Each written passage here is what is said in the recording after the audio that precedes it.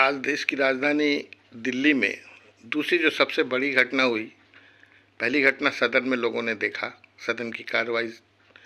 दूसरी घटना सड़क पर हुई, जब हमारे पश्चिम बंगाल की मुख्यमंत्री ममता बनर्जी सर्वोच्च हमारे जो चुनाव आयोग के दफ्तर पहुंची और मुख्य चुनाव अधिकारी ज्ञानेश कुमार से मिली और उन्हें कोई ज्ञापन सौंपा, जिसमें एसआईआर के तौर तरीके पर उन्होंने गंभीर आपत्ति प्रकट की।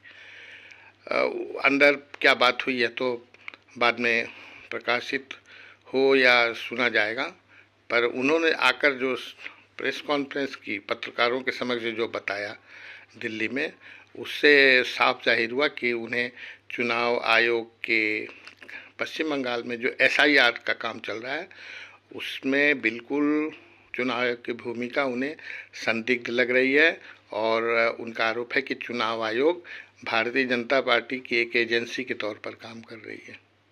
ये कहाँ तक सच है, कहाँ तक सही है, कहाँ तक गलत, यह तो ममता बनर्जी को ही सिद्ध करना होगा, पर यह बात स्पष्ट है कि ये इस तरह से भारत की राजनीति में ये बिल्कुल केंद्रीय स्वशासी एजेंसियों के खिलाफ बगावत करना, मुझे लगता है कि ये हमारे संवैधानिक ढांचे को कमज़ोर करेगा।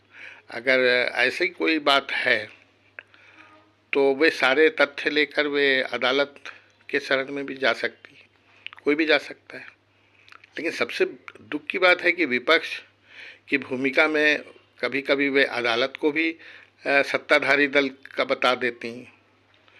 तो ये एक बड़ी विचित्र बात है। न्यायपालिका पर विश्वास नहीं, हमारी सेना पर विश्वास नहीं, हमारे चुनाव आयोग पर विश्वास नहीं, तो आखिर चुनाव कौन कराएगा? एक एजेंसी है, और अगर इसके कोई प्रमाण हो, कोई तथ्य हो ऐसे, तो उसे चुनाव आयोग के खिलाफ अगर हैं तो उसे न्यायपालिका को उन्हें न्यायालय में जाकर उसका समाधान करना चाहिए।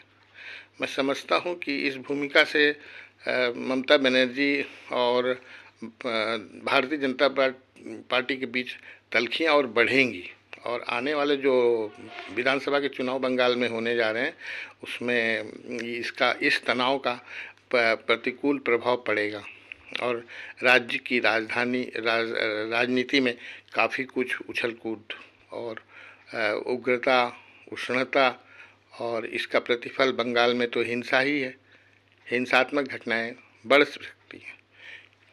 देखना है राजनीति में आगे किस तरह की घटनाएं होंगी और इसका क्या समाधान है।